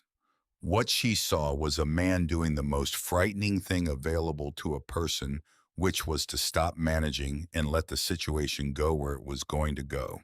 "When we get to Prescott," she said quietly enough that it was only for him. Rudd looked at her. "Tell Sayers everything from your own memory before he looks at the ledgers," she said. "Not because the ledgers need support. They don't. But when a man testifies to what he lived, it sounds different from when he reads from a document. I want Sayers to hear that difference." Rudd looked at the fire. "You know federal marshals," he said. "I know the difference between evidence and testimony," she said. "My father used to say that in a mining dispute, the documents tell you what happened and the witness tells you why it mattered. You need both." Rudd nodded. He said nothing else. Callum handed a canteen to Eden and one to Rudd without making a gesture of it. He was a man who expressed things through provision rather than words. She had been learning this about him. The coffee placed where the morning light caught it, the precisely stacked firewood, the canteen offered before she thought to want it. She lay down on the ground with her coat over her and was asleep in 4 minutes. The second day was hard travel. The country between Harrow and Prescott was broken in the particular way of country that was neither wilderness nor settled too rough for easy farming, too far from water for easy ranching. The land that had been passed over by the first wave of settlement and had not yet been claimed by the second. They stayed off the main road when they could, using the secondary tracks that Callum knew from years of moving cattle through the high country. Longer, but considerably less visible. Nobody followed them, or if someone did, they were too far back to matter. On the second night, they camped near a creek that ran clean off the plateau. Rudd Deeds asked to look at the ledgers. Eden considered this for a moment, then she handed them to him. He sat with them by the firelight for 2 hours, going through each page carefully, sometimes stopping to look at the darkness beyond the fire, sometimes moving his lips slightly in the way of someone cross-referencing what they were reading against what they remembered. When he gave them back, he also gave her 3 handwritten pages torn from her notebook that she had lent him. Dates, names, additional details that were not in the ledgers but that corroborated them from the inside the way only a witness who had been present could corroborate them. She read through his additions. The Flagstaff payroll job in October of '82, she said. You have 2 names here that Cobb's ledger doesn't include. Cobb didn't know them, Rudd said. They were Nance's men, not gang men. He brought them in specifically for the final job to manage the outer perimeter. They had no idea what they were involved with or who they were actually working for. Where are they now? One died of fever 2 years later. The other is running cattle in the New Mexico territory. Name and location are in the notes. Eden wrote the information separately. The forged pardons, she said. Cobb's letter says he had them examined by a lawyer in Flagstaff named Purcell. Purcell verified them and moved to San Francisco within 2 months, Rudd said. I don't know whether Nance arranged the move or whether Purcell simply decided on his own that he didn't want to be in the territory anymore. Marshal Sayers will find him. Rudd looked at the fire. If he's findable, Sayers will find him, she said, not as reassurance, as a factual observation about the kind of man who became a federal marshal with an unbroken reputation for integrity over 20 years of service. The finding kind. On the 3rd morning, they came over the ridge above Prescott and looked down at it in the early light. Prescott was larger than Harrow by a factor of 10 and had the look of a place that had decided to be permanent and was proceeding on that basis. Wide streets, substantial stone buildings, the civic architecture of a territorial capital that intended to be a state capital eventually and was building accordingly. They rode down into the town before the business day had fully started. The streets were quiet with the particular quiet of a city morning. The few people moving having the purposeful, unhurried look of people who knew exactly where they were going and had been going there for years. The federal marshal's office was a 2-story stone building on the north side of the main plaza. The flag above it moved steadily in the morning wind. Eden tied her horse at the rail. She checked the document envelope inside her coat. She checked the saddlebag with the ledgers. She went in. Federal Marshal Leland Sayers was a tall man in his late 50s, with the erect posture of someone who had spent formative years in the military and had not lost the habit and the particular deliberate, unhurried manner of someone who had learned over a long career that urgency was usually the enemy of accuracy. He had gray hair cut close and a close-trimmed gray beard and eyes of a warm brown that appeared neutral to someone looking at them quickly, but were in fact taking in everything in the room at once and filing it with great precision. He looked at Eden when she came in. He looked at Callum behind her. He looked at Rudd Deeds and held for a moment longer than the others. I need to report a series of crimes, Eden said. Some of them going back 12 years. I have documentation, physical evidence, and a willing witness. Sayers looked at her. Sit down, he said. She sat. She talked for 40 minutes without interruption. She laid it out in the order it had happened, starting with her father's original claim and ending with the ride to Prescott. She did not editorialize. She did not express grief or outrage. She stated what had occurred, what each piece of evidence showed, and what the witness could corroborate. It was a precise recitation, and she delivered it with the precision of someone who had rehearsed it, not in the sense of performance, but in the sense of making sure every element was in its correct place. When she finished, Sayers looked at Callum. "You'll corroborate the account of the fortress and its contents." "Everything she described," Callum said. "I was present for the discovery." Sayers looked at Rudd Deeds. Rudd told his story from the beginning in the order Eden had suggested from his own memory, before the ledgers were produced. He named names and dates and amounts and connections with the specificity of a man who had spent 10 years memorizing every detail of his situation because he had understood from the beginning that his survival was information dependent and the information had to be exact. Sayers did not interrupt him. When Rudd finished, Sayers asked 4 questions. Each one targeted a specific potential gap in the account. Each one received an answer that closed the gap. Then he looked at Eden. She placed the ledgers on his desk. The letters from Cobb, her notebook with the map notations, and Rudd's 3 supplementary pages. The original land claim from the sealed room with her father's signature, and the dark mark in the corner where it had rested against bone for over a year. Sayers examined each item with methodical care. He handled the documents the way documents deserve to be handled, which was with attention to their physical condition as well as their content. He called in a clerk. The clerk examined the ledgers, the paper, the binding, the ink. "Consistent with documents from the period Marshall," the clerk said quietly. "Iron gall ink throughout. Significant oxidation consistent with age. This is authentic material." Sayers looked at the original land claim for a long moment. He looked at the dark mark at the corner. He set it down. "I'll need 2 days to prepare the warrants and assemble my deputies," he said. "You'll remain in Prescott until we're ready to move."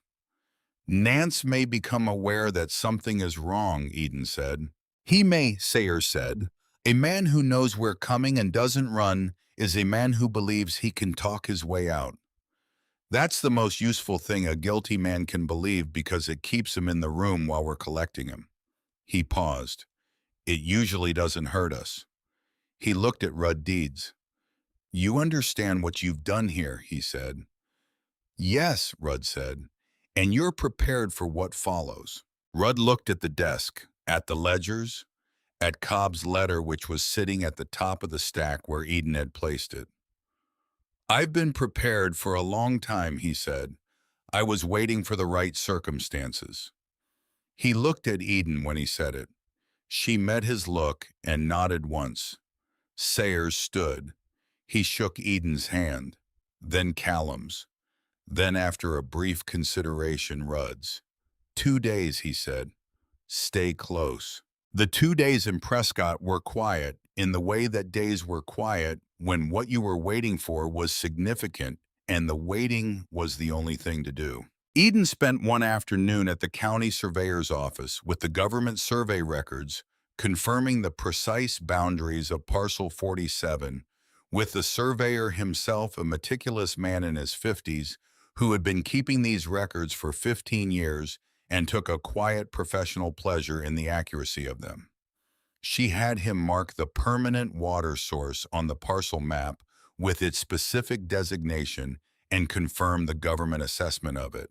The parcel sat on a bench of high ground at the east rim of Devil's Jaw Canyon. The spring that fed it came out of the rock face at the base of a low cliff and had been assessed as permanent and year-round in the original government survey. One of 3 such sources in the entire section of ridge country. Her father had known. He had spent 20 years following what the rock told him, and he had found the one place in that section that the rock said was worth stopping at. He had put his name on it and tried to understand what else was nearby and had been killed for finding it. She walked back to the hotel through the Prescott afternoon through the streets of a city that did not know it was about to be asked to reckon with what had been done in its neighboring valley. She thought about Rafe Cobb writing his letter in a darkness that was the same darkness she had stood in, describing the same piece of ground from the angle of a man who had never stood on it and never would. Two men who had never met both of them, gone both of them right. She kept her hands in her pockets and walked. On the second day in the afternoon, Callum found her in the hotel's small sitting room and sat in the chair across from her. He was quiet for a while. The quality of his silence had changed since the first days at his cabin. It was the same silence, contained and deliberate, but the thing it contained had shifted. "When this is done," he said, "what do you do? Build something on the parcel." "Alone." She looked at him. "I've been doing things alone since I was 17. "I know." He looked at his hands, the hands of a man who had been building and maintaining things on his own for 4 years. "I know good stone for a foundation in this country. I know the freight routes from here to the ridge, and I know the canyon country well enough to navigate it in the dark." She looked at him. He looked back. "Come by in the morning," she said. "After this is done, we can walk the site." He nodded. On the morning of the third day, Marshal Sayers and 6 deputies rode out of Prescott toward Harrow. Eden and Callum rode with them. Rudd Deeds rode slightly apart as he had ridden since Devil's Jaw, not quite inside the group and not quite outside it, occupying the particular position of a man who had not yet fully determined where he belonged. The ride to Harrow took most of the day. They came into the valley from the west, cresting the ridge with the afternoon sun behind them. The arrival of 7 federal officers with a civilian group was visible from the upper road long before they reached the valley floor. Sayers did not try to prevent this. "A man who knows we're coming and doesn't run," he had said that morning, "is a man who believes he can talk his way out." He had looked at his deputies with the expression of a man who had seen this particular dynamic play out many times. Let him believe it. Harrow absorbed their arrival the way a small town absorbed any significant event, which was all at once and collectively. People drifted to doorways. The man outside the hardware store who had been loading a wagon stopped loading and stood with a crate in his hands. The woman on the hotel porch set down the thing she was doing. At the far end of the main street near the saloon, a small group gathered with the specific watchfulness of people who understood that something consequential was occurring and had not yet decided how they felt about it. Sayers rode directly to the land office. Arthur, the land office man, opened his door at the sound of the horses and saw the federal badges. He closed the door. He opened it again when Sayers knocked. He answered questions for 30 minutes in a voice that had entirely lost its studied vagueness, the quality of careful delay that Eden had encountered on her first visit and had become extremely precise and cooperative in a very short time. He produced a file. The file contained correspondence between Arthur and Stafford Nance regarding Parcel 47. The correspondence showed that Nance had been informed of Eden's arrival within 1 hour of her visit to the land office, had directed Arthur to delay the processing by whatever means available, and had provided specific instruction about how to manage her inquiry and deter her persistence. It was not the most serious document in the case, but it was a clean, documented, direct line from Nance to the first obstruction Eden had encountered in Harrow. Sayers added it to the file. He dispatched 2 deputies to the sheriff's office and 2 to the doctor's office with warrants prepared in Prescott. He took 1 deputy with him to Nance's business premises. He asked Callum and Eden to wait. Eden waited in the street. Callum waited on the boardwalk. She watched the town absorb what was happening. The 2 deputies who went to the sheriff's office had their business done in 4 minutes. Orton Dane came out the front door in the manner of a man who had been explaining something very earnestly and was continuing to explain it as he was walked toward the federal holding wagon. He was talking with the particular energy of a man who believed that the right combination of words would change the situation. The situation did not change. Dr. Farr came out of his surgery quietly. No explanation, no argument. He walked between the two deputies with his eyes on the ground and his hands at his sides. He looked like what he was, which was a man who had known this was coming for a long time and had simply been waiting for the specific morning it arrived. Callum stepped off the boardwalk when he saw the doctor. Eden watched him cross the street. He stopped in front of Farr. The deputies looked at their instructions. The instructions covered interference with the arrest, but not the presence of a third party. They stepped back 2 feet. Callum looked at Farr for a long moment without speaking. Farr did not look up immediately. When he did, his face was the face of a man who had run out of everything he had been using to avoid what was directly in front of him. Callum reached into his coat pocket. He took out a piece of paper and set it on the flat surface of the water trough beside them. He did not explain what it was. It was a copy he had made of the ledger entry with Farr's name, the date, the notation for payment received, the week in which it fell, the week in which Margaret Hess had died. Farr looked at it. He did not speak. Callum watched him look at it for a long moment. Then Callum stepped back and let the deputies take Farr toward the holding wagon. He came back across the street and stood beside Eden. Neither of them spoke. They stood side by side in the Harrow afternoon and watched. Then Sayers came out of Nance's business premises, with Nance walking ahead of him, one deputy on each side, a third behind. Nance came out walking, not being walked. His coat was buttoned. His hat was on straight. He was talking, his voice low, and measured the smile present at reduced intensity, adjusted for circumstances. He was still managing the situation, still looking for the room that could be talked through. He had been looking for that room his whole life and had found it every time until now. He came out into the street and he saw the holding wagon and the federal deputies and the people watching from every doorway and boardwalk along the length of the main street. And then he saw Eden. She was standing in the middle of the street with Callum beside her, and Rudd Deeds 2 steps behind and to her left where he had stood since they left the fortress. Nance's pace slowed, not stopped. He was too disciplined for that, but slowed. His eyes moved from Eden to Rudd, and the expression on his face moved through a rapid series of calculations. Rudd, standing openly behind Eden, meeting his gaze without flinching, was the piece that completed the picture. Whatever Nance had believed about what they had, whatever he had told himself about what could be proved, Rudd Deeds standing there settled the question. Eden reached into her coat. She took out the original land claim, the one with her father's signature, and the dark mark at the corner. She did not speak. She held it up where Nance could see it, where the street could see it. The people in the doorways and on the boardwalks could not read the text of the document from that distance.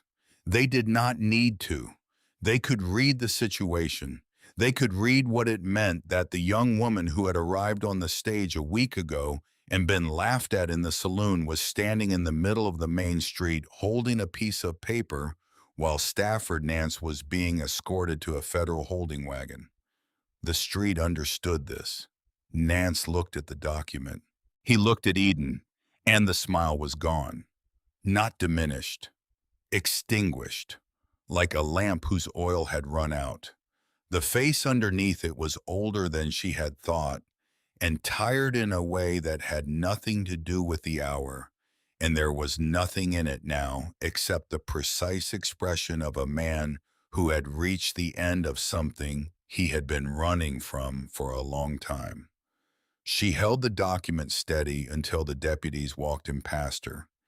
He did not look at her again. The holding wagon moved down the main street of Harrow with Nance and Dane and Farr, and two additional men from Nance's operation who had been collected from his premises. Sayers rode alongside. The deputies formed a loose perimeter. The people in the doorways watched it go. The woman from the hotel porch had come down to the street. The hardware store man had set his crate down.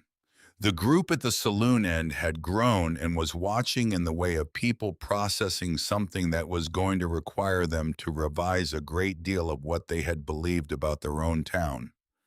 Sayers stopped beside Eden before he rode out. "The federal inquiry will need your testimony in Prescott," he said, "within the month."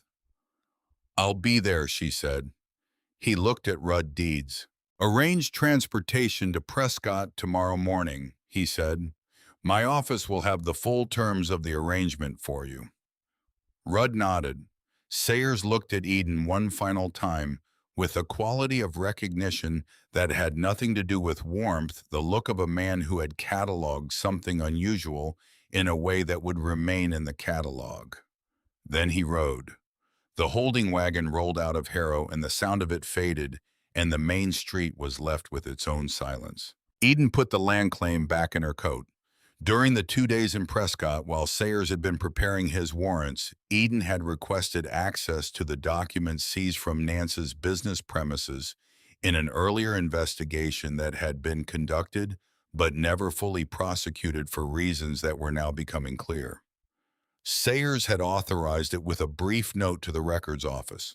She had gone through the seized documents box herself methodically because she was the one who knew what she was looking for, and because the methodical reading of documents was something she had been doing since she was old enough to follow her father to the county records office in whatever town they happened to be in.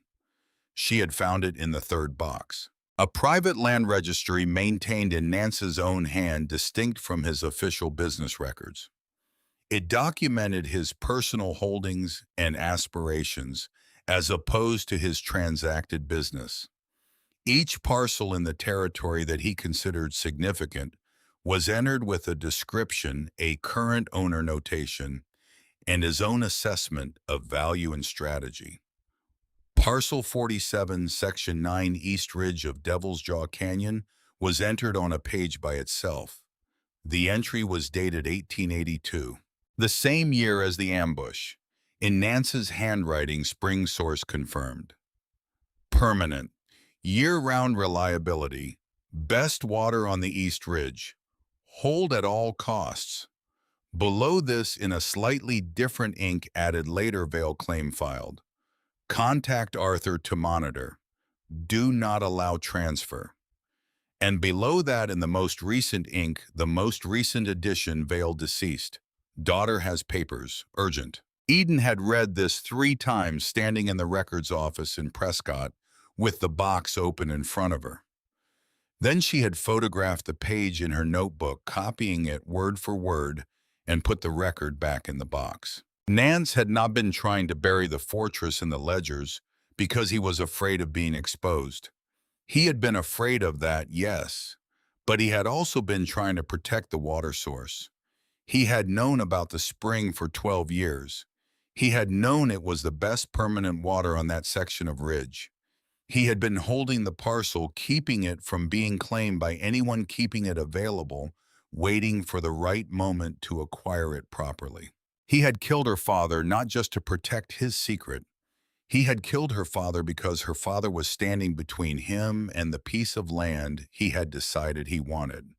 She had not told Callum this yet. She had held it in the notebook and thought about it during the ride back to Harrow, and was still turning it over when Rudd Deeds came to stand in front of her on the empty main street after the holding wagon had rolled away. "I'll go to Prescott tomorrow," he said. "Sayers will have conditions for me. I expect to be held there through the trial." "I know," she said. He looked at the envelope inside her coat. "Cobb wanted that land," he said. He wrote about it more than once. In the letter, in conversation. He described what he'd do with a spring that reliable. He knew water from years of needing to know where it was. He said a permanent spring on high ground could run a small operation year-round without a dry season problem. He was right, Eden said. The government survey confirms it's one of 3 permanent sources in the section. Rudd looked at the street. He was a complicated man, he said. He did a great deal of harm and he knew it, and he kept doing it anyway, and he also wanted to stop. A pause. I think that's what the letter was for, not just to document Nance. He wanted someone to know he had wanted to stop. Eden looked at him steadily. Someone knows, she said. He nodded. He picked up the reins of his horse. He turned without saying goodbye and rode toward the hotel to arrange his transport in the same quiet, practical way he had been arranging things for 10 years in a situation not of his choosing.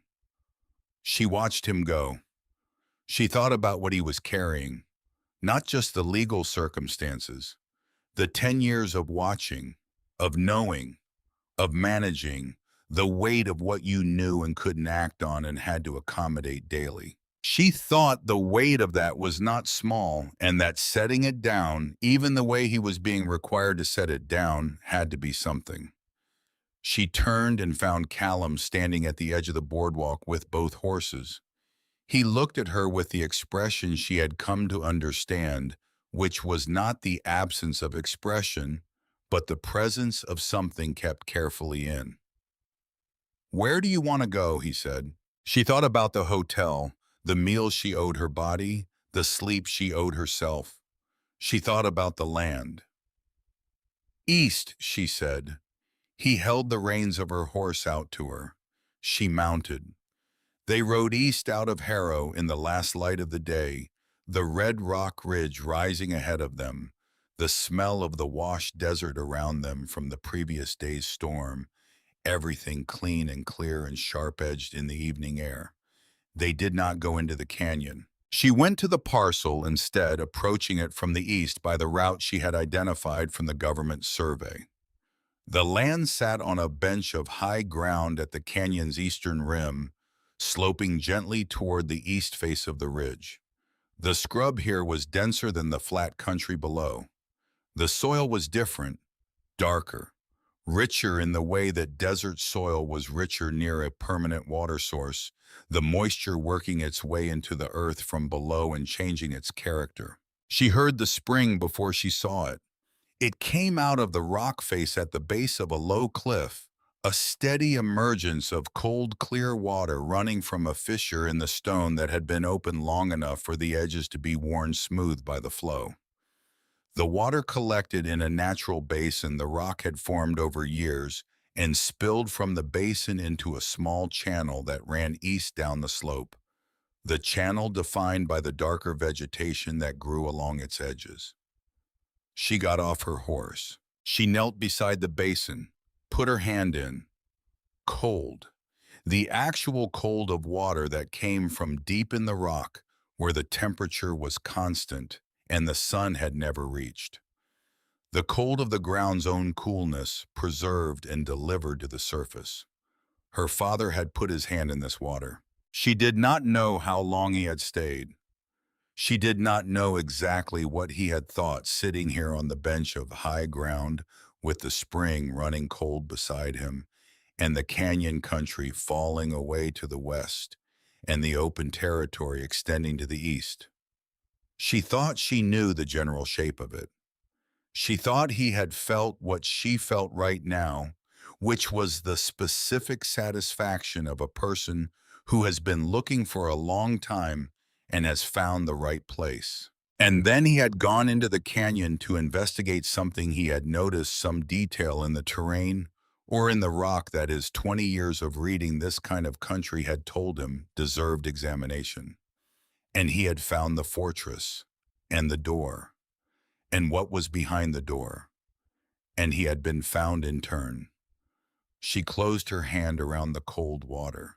Then she opened it and let the water run out between her fingers and watched it fall back into the basin. She stood. She walked the perimeter of the parcel in the last light. The bench of high ground was larger than it appeared from below. perhaps 15 acres of relatively level ground before the slope toward the canyon began. The rocky outcrops that made the lower country difficult to work were largely absent on this bench. The soil along the spring channel had the character of soil that had been receiving organic matter from the spring's margins for a long time. Callum rode the perimeter slowly, not ahead of her, not directing, present without directing. She had noticed that about him. He was present without directing. It was a quality that was rarer than people generally understood. She looked at where the cabin would go. Not large. A solid, single-room structure with a loft for sleeping with the spring positioned above it, so the water ran toward it naturally. A workshop attached on the east side. Stone foundation because she had been taught to build on stone and had no reason to deviate. Enough room to expand later if later required it. She thought about her father pressing the claim papers into her hands. It ain't much, Rosie, but it's ours. It's a start. She had not been called Rosie since she was 10 years old. Only he had called her that.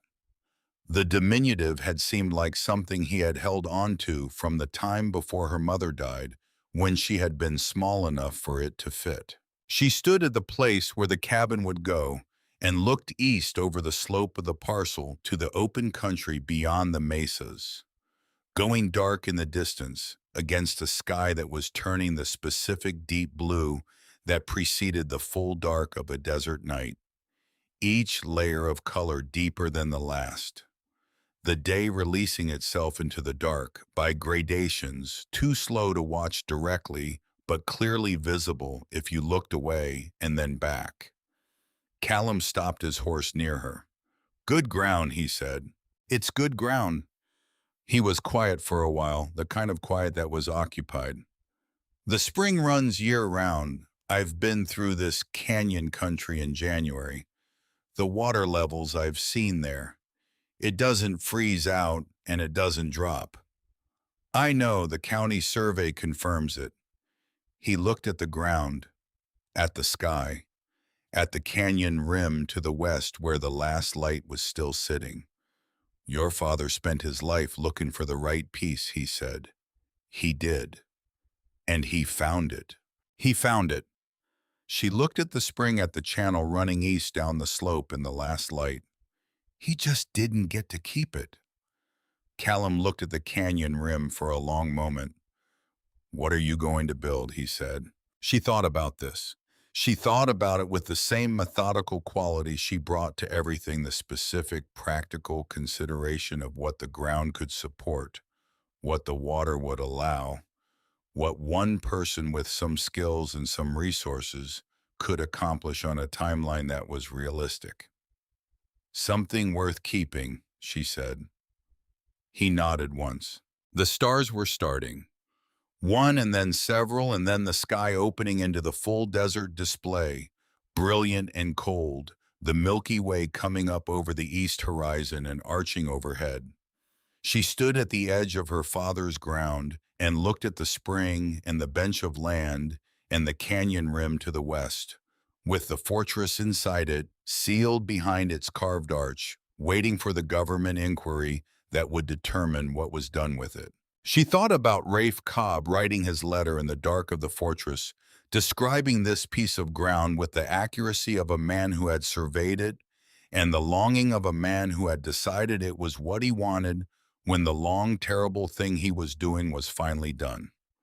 She thought about her father reading The Rock of the Canyon Country with 20 years of accumulated knowledge and arriving at the same conclusion.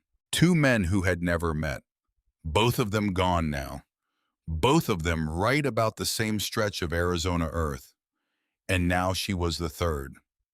She put her hand into her coat pocket and felt the edge of the document envelope. She took it out. She opened it. She took out the original land claim, the one with her father's signature, the dark mark at the corner where it had rested against bone for over a year in the sealed room. She looked at it in the last of the light, at her father's handwriting, at the specific slant of his letters that she had been reading her whole life, at the notary stamp from Flagstaff, circular, and precise. She thought about him pressing this into her hands. Keep them close. She folded the document carefully along the creases he had put into it. Not folded away, folded for keeping, the way you folded something you were going to need to open again. She put it back in the envelope. She put the envelope inside her coat against her ribs the way he had carried it, the way she had carried it from the moment she understood what it was. It was not a thing to be set down. It was a thing to be carried. Callum rode up and stopped his horse beside her. Tomorrow I'll start on the lumber costs, she said. I'll need to know the freight rate from Prescott. He looked at her, at the land, at the spring, at the canyon rim to the west. I know the freight routes, he said, and I know what stone to use for a foundation in this country, the kind that doesn't heave in the freeze cycle. He paused. If you want someone who knows what they're looking at. She thought about Margaret Hess in the photograph on the shelf of the cabin, one hand raised against the sun, always trying to see to the horizon. She thought about her father pressing the papers into her hands with the quiet confidence of a man making a decision he had been building toward for years. She thought about Rafe Cobb writing his letter in the dark of the fortress, writing it for no one in particular, and for whoever would eventually find it writing it, because he wanted what had happened to be known. She thought about what it was to want a piece of ground enough to write it down, to want a quiet life with a water source and a view of the open country and no more running. Two men who had wanted this ground. She was the third. Come by in the morning, she said. We can walk the foundation line before it gets hot. Callum nodded. He turned his horse south toward his ranch. She watched him ride.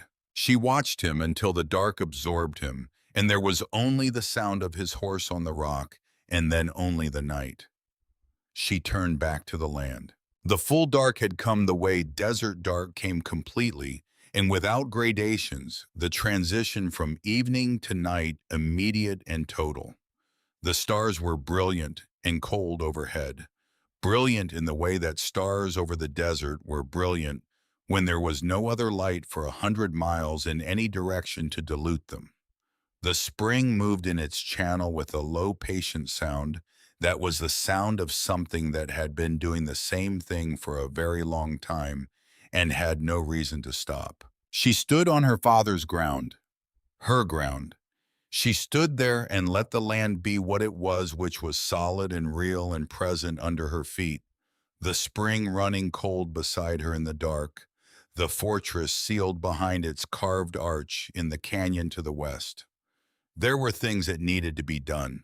The testimony in Prescott within the month, the foundation assessment before the ground froze, the lumber order, the freight arrangement, the 1,000 practical necessities of building something in a place where nothing had been built. There was work enough. She stood there until she was ready.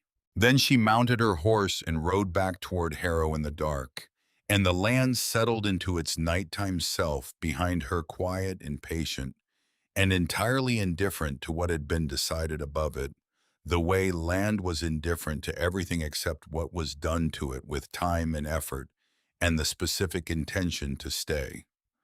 The spring ran on. It would run through the winter and through the spring that followed and through the summer after that. It would run when she was building and when she was resting and when she was absent and when she returned. It would run because it had been running since before any person had stood beside it and would run after. She had put her hand in it. She had let it run out between her fingers. She was still carrying the cold of it in her hand when she rode into the lights of Harrow, and she thought that was as good a way as any to carry a thing forward into what came next. In the morning there was work to do.